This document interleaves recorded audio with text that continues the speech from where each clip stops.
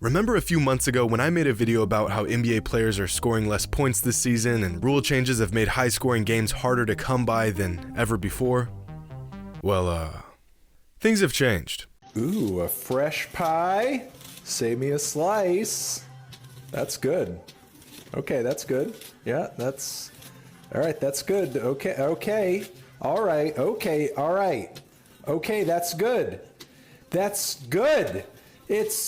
It's enough slices! Over the last couple of weeks, players are dropping more 50 bombs than Kobe in 07. Collectively, the entire league spent the first 3 months of the season going through the worst scoring drought in over a decade. But now, seemingly out of nowhere, we are getting massive scoring nights and career highs literally every single night. Is this huge bump in scoring due to some sort of competitive race? One guy has a big night and others join in to see if they can top it? Are players putting up bigger numbers because the league has decided to relax on the strict rule changes they made at the beginning of the season? Or is something much bigger going on here?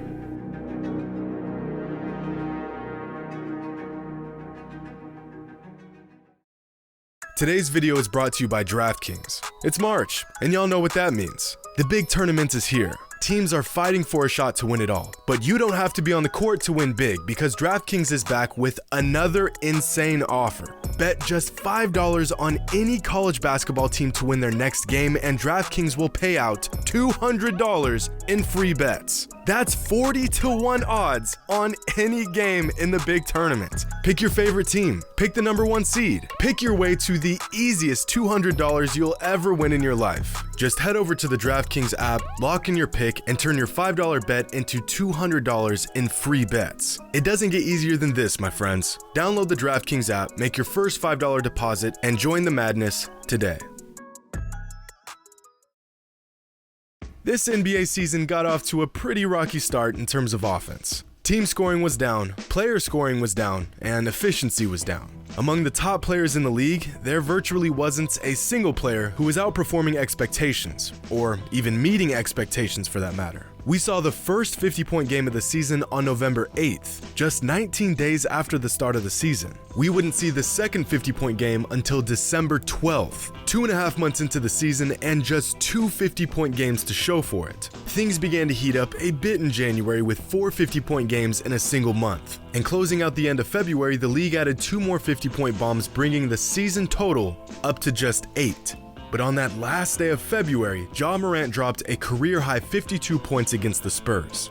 And then all hell broke loose. 5 days later, LeBron drops 56 points, the third highest single game total of his entire career. The next day, Jason Tatum scores 54. 2 days later, Kyrie Irving scores 50 points. 3 days later, LeBron scores 50. 2 days after that, Durant drops 53 points in just his 5th game back off of an injury. The next day, Karl Anthony Towns drops a career-high 60 points. And then the very next day, Kyrie Irving pops off for a career-high 60 points as well.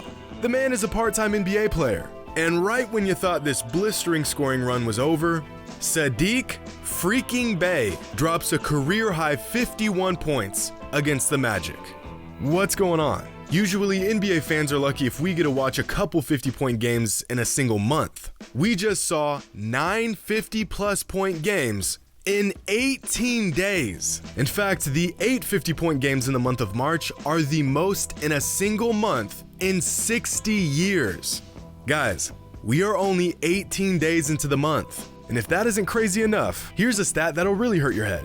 Out of the last 20 NBA seasons, only 9 of them had more than 8 50-point performances for the entire season, which means in just 18 days, the NBA has produced more 50-point games than 11 of the last 20 seasons. Just a few months ago, we were watching superstars struggle to even get 30. And now we got Kyrie Irving scoring 41 points in the first half, Jordan Clarkson coming off the bench for 45, and an old man going for 56. So, what changed? Well, I think the explanation behind all these massive offensive games is very simple. Steph drops 47 on his birthday, Karl Anthony Towns puts up a career-high 60 on the anniversary of a very significant day in his life, Kyrie and Durant each having monster games after their game against Philly and James Harden. I think I see what's going on here.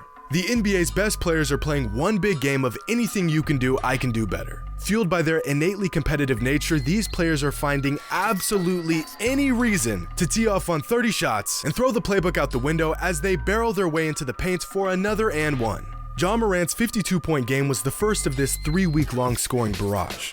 But I think it really started with LeBron's 56. After watching LeBron go berserk, stars around the league took the opportunity to one-up him, or at least put on their best show. The Celtics have been on fire, so Tatum decides to take the liberty of giving himself a huge night by putting up a career-high 15 three-point attempts. Now, no one goes out and just attempts 15 threes, and those 54 points were no mistake. Jason Tatum went out of his way to have a career night. In the midst of talks regarding health and politics, Kyrie drops off a 50-point game. As a reminder that despite his part-time status, he too is one of the league's most elite players. And as the weeks go along, more and more stars join in on the scoring frenzy. Trae Young goes for 47, but is overshadowed by a 53-point performance by KD. And so he comes back with 46 points the very next night, but is outdone once again by Stephen Curry's 47-point birthday special and Cat's 60-point explosion.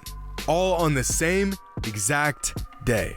And as if things couldn't get any more out of hand, Kyrie follows up the performance of the season by matching Towns' 60 with a 60 bomb of his own. One thing I've been absolutely sure of for years is that the best scorers in the NBA could average 40 a game if they wanted to. And if the past couple weeks isn't proof of that, I'm not sure what is. Because when you can score at the level of Steph and Durant and Kyrie, the difference between 30 and 50 is simply shooting more shots, which might possibly be the most obvious statement of the year. But many fans disagree with this idea, oftentimes their rebuttal being, if they could average 40 a night, then why don't they? To which I can assume that person has never really played basketball before. Because despite being the best offensive options on their teams, these ultra-elite offensive talents can't just put up 30 shots a game.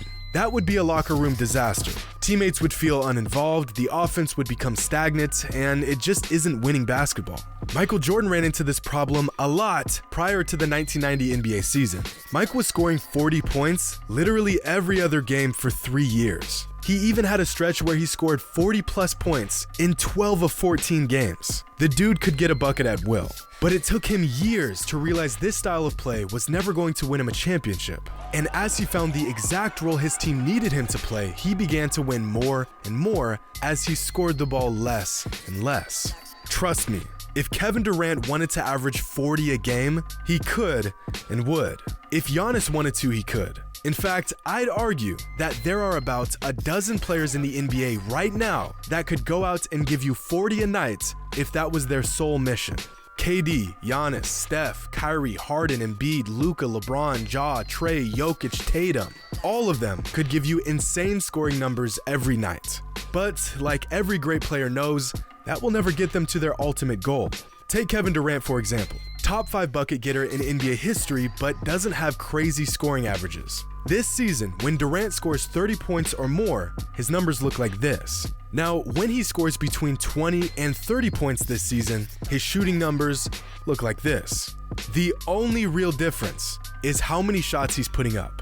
Now, riddle me this. If Durant's efficiency is nearly the exact same from 20 points to 30 points, do you think his efficiency would change from 30 points to 40? Time's up. The answer is no.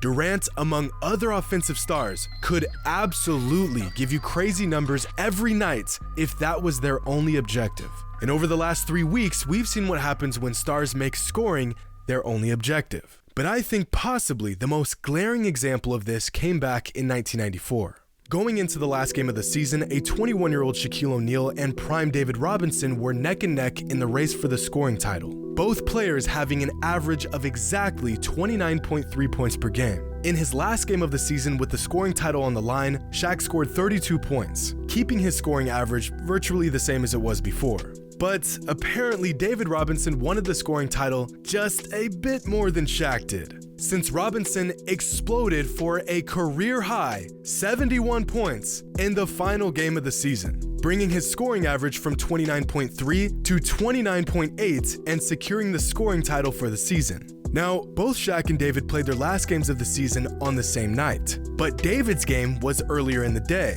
which means he had to put up as many points as possible in hopes that Shaq wouldn't top him later that day. So going into the game, David and the Spurs had one goal and one goal only. Give David the ball and get him as many points as humanly possible. Those 71 points were not a fluke. This historic night was no accident. David wanted to score a lot of points, and so he did just that. And there was nothing anyone could do about it. In an interview after the game, Robinson said, "It was unbelievable. As a leader, I just try to win games, but tonight my team really wanted me to shoot it. When the game started, they were looking for me almost every time down the court." Shaq also commented on Robinson's big night, saying, "They ran every play for him. If I hadn't been triple teamed and was selfish and tried to score every time I touched the ball, I could have scored 72. Like I said, big scoring nights are no fluke for great offensive players. If they want to go out and give you 50, they will go out and give you 50. Which brings us back to this unbelievable 3-week stretch of NBA basketball. Game after game of huge scoring nights and career highs. You know, it's too bad these players really want to win. Otherwise, we'd see this stuff far more often. There's nothing like tuning into a game and watching history unfold in real time. Watching the crowd erupt shot after shot, knowing the man with the hot hand is coming down the court with only a bucket on his mind and nothing the defense can do to stop him. When a great player decides he wants to go off, he's gonna go off. And when a dozen great players decide they want to go off, you get 50-point games every other night.